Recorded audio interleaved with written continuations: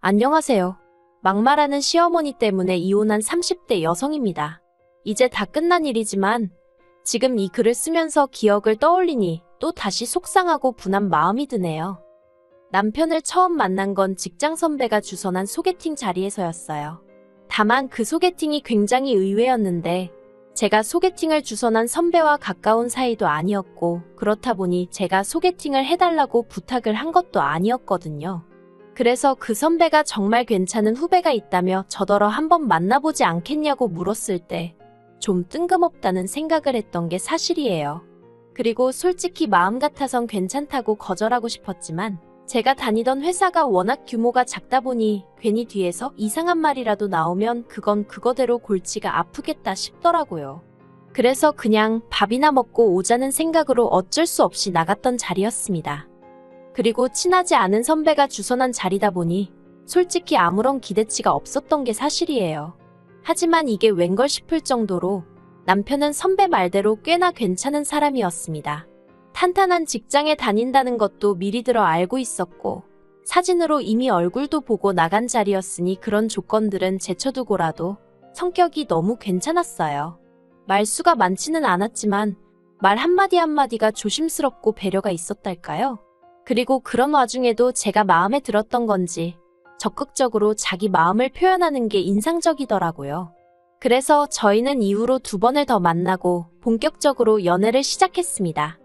하지만 연애를 하면서도 솔직히 남편과 결혼까지 하게 될 거라는 기대는 없었는데 그건 바로 제 자신이 처한 상황 때문이었어요. 저는 편모가정 그러니까 홀어머니 밑에서 자랐거든요.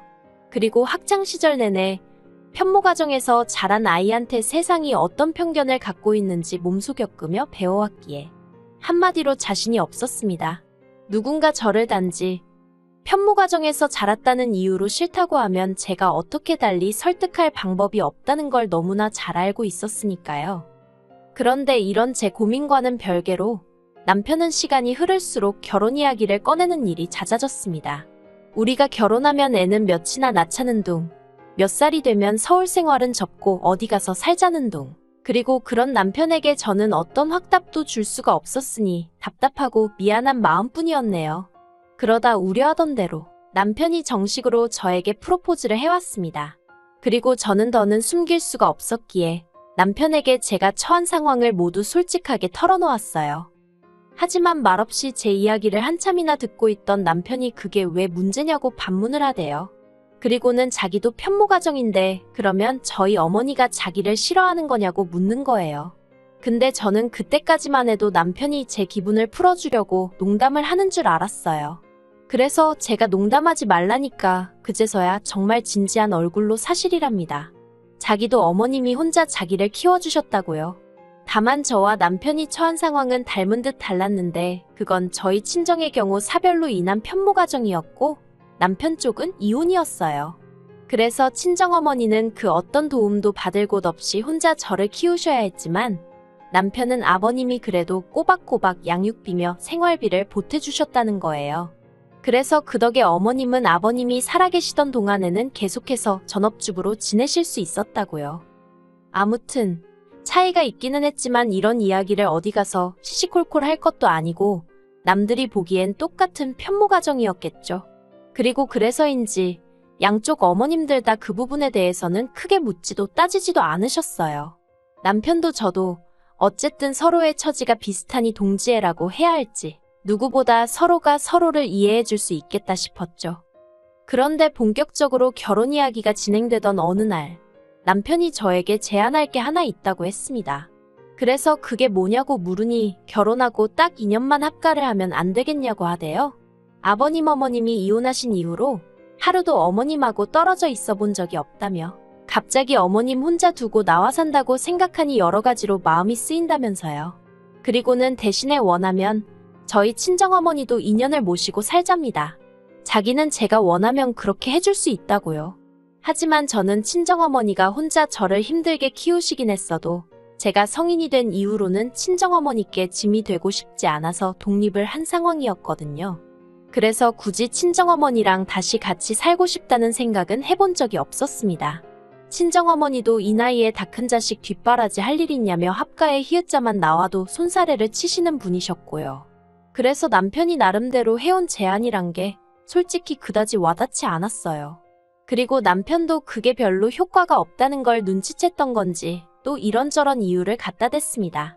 그리고 그 이유들 중 그나마 솔깃했던 게 어머님이랑 2년 같이 살면서 그 사이에 돈을 더 모아서 신축 아파트로 분가를 하는 건 어떻겠냐는 거였어요. 그래서 남편에게 져준다는 마음으로 알겠다고 했네요. 하지만 합가를 한 건 정말 제가 제 발등을 찍은 거나 마찬가지였습니다. 합가를 시작하기가 무섭게 어머님은 저희에게 생활비로 150만 원을 요구하셨거든요.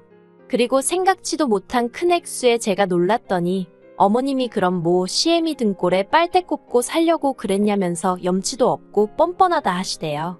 정말로 여러 가지로 놀랐습니다.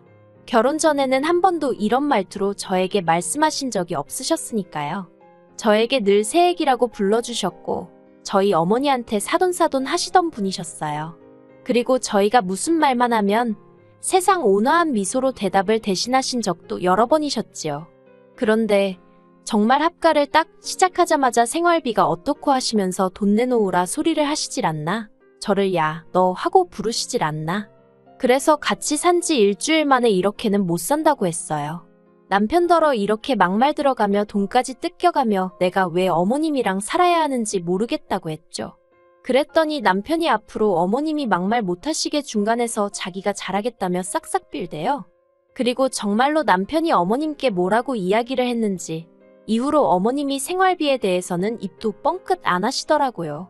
그래서 남편이 있는 한 내가 당하고만 살지는 않겠구나 싶어서 그냥 약속한 대로 2년만 버티자고 마음을 먹었네요. 하지만 이건 그저 맛보기에 불과했습니다. 한 달쯤 지나가니 어머님의 막말이 다시 시작되었거든요.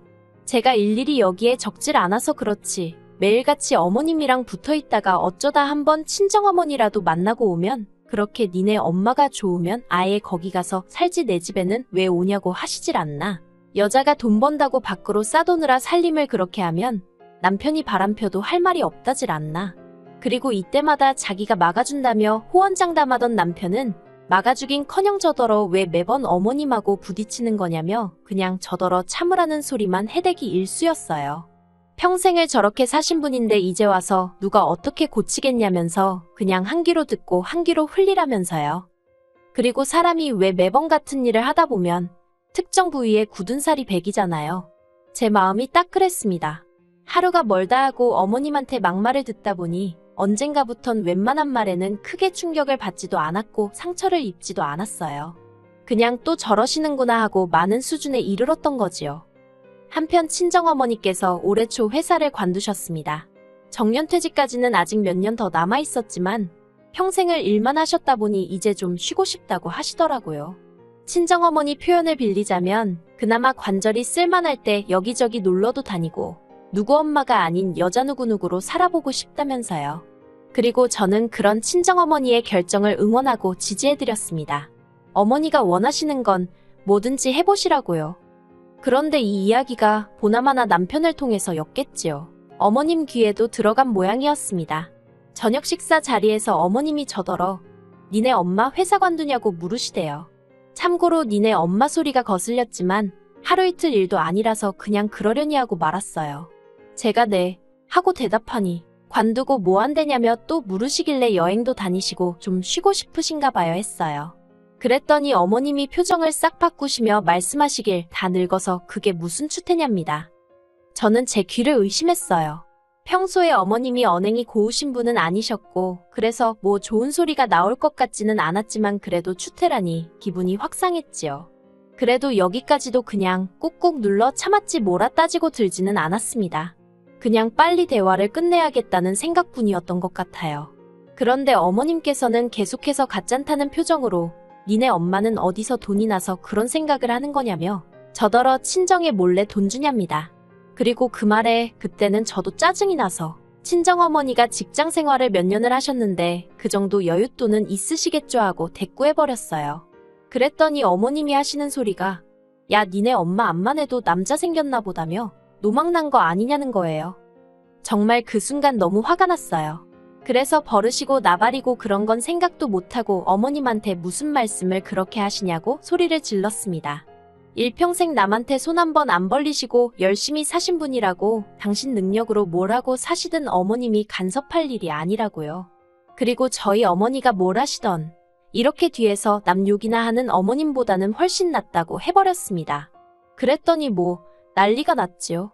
정말이지 어머님이 저한테 세상에 온갖 연자 들어가는 욕은 다 하시더라고요. 그리고 그때 퇴근한 남편이 집안에 들어섰고 눈치가 있으니 분위기가 살벌한 걸 금세 알아채더라고요. 저더러 무슨 일이 있었냐길래 어머님한테 들으라고 했습니다. 기분 나빠서 입에 담기도 싫다고요. 그랬더니 어머님이 또 저러더 미친모라며 욕을 퍼부으셨는데 제가 남편더러 당장 다음 주에라도 분가하자고 그거 아니면 그냥 갈라서자고 해버렸습니다. 그랬더니 남편도 이번엔 사태의 심각성을 느꼈는지 어머님더러 도대체 무슨 소리를 하셨냐고 언성을 높이더라고요. 하지만 남편이 어머님한테 뭐라건 간에 저는 도무지 분한 마음을 삭힐 수가 없었습니다. 그래서 방으로 들어가 여행용 가방에 무턱대고 제 짐을 챙기기 시작했어요. 분가까지는 얼마 남지 않은 시점이었지만 그때까지 이 집에 있다간 분가하기 전에 내가 미치거나 죽거나 둘 중 하나겠다 싶었으니까요. 그래서 아무렇게나 짐을 싸서는 방문을 열고 나왔어요. 그랬더니 남편이 이건 또 뭐냐면서 저더러 제발 좀 참으랍니다.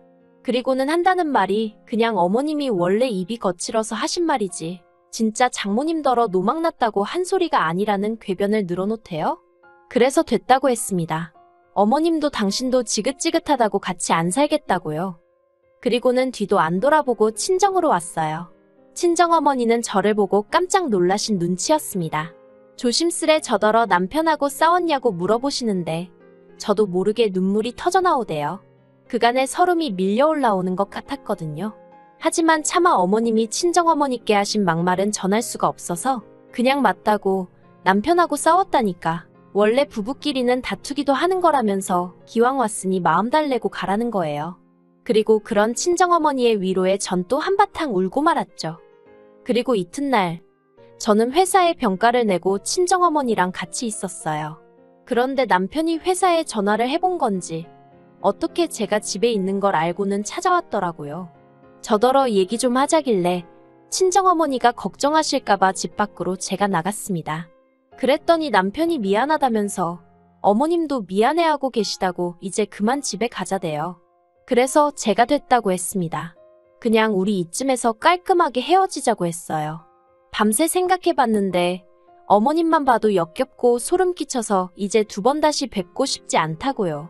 그랬더니 남편이 그새 지 성질을 못 감추고 어떻게 며느리가 돼서 시어머니더러 그렇게 말을 하냐입니다. 그래서 제가 니네 엄마도 우리 엄마한테 노망났네 어쩌네 막말을 하는데 나는 왜 하면 안 되냐고 받아쳤습니다. 그랬더니 그래도 너는 며느리잖아 하는데 답이 없다 싶더라고요. 그래서 남편하고는 결국 이혼을 하게 되었습니다. 그런데 말이 이혼이지 서류상으로는 처음부터 남남이었어요. 다행이라고 해야 할지 합가하는 동안에는 어머님이 남편 돈은 당신이 관리하겠다고 하도 우기셔서 아예 돈 관리는 따로 하고 있었거든요. 그리고 상황이 그렇다 보니 제 돈은 제가 관리하게 되었고 그래서 뭐 혼인신고를 안 했어도 딱히 불편한 게 없었달까요? 그런데 그게 이렇게 도움이 될 줄은 몰랐죠. 그리고 인생은 새옹지 말하더니 어쨌든 남편과 헤어지고 나서 여러 가지로 힘들어하던 저에게 좋은 일이 찾아왔습니다. 그동안 악착같이 모은 돈에 친정어머니가 얼마 보태주셔서 그걸로 청약을 신청했는데 운 좋게 당첨이 되었어요.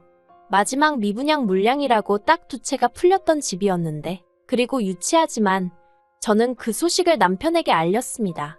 직접은 아니고 소개팅을 주선했던 선배의 입을 빌려서요. 그랬더니 남편이 원래대로면 우리가 함께 살 집이지 않았겠냐며 이걸 계기로 다시 새 출발을 해보자는 개소리를 하대요. 원하면 장모님을 모시고 살아도 좋다나요? 아이고 됐습니다. 가서 니네 엄마 입단속이나 하세요.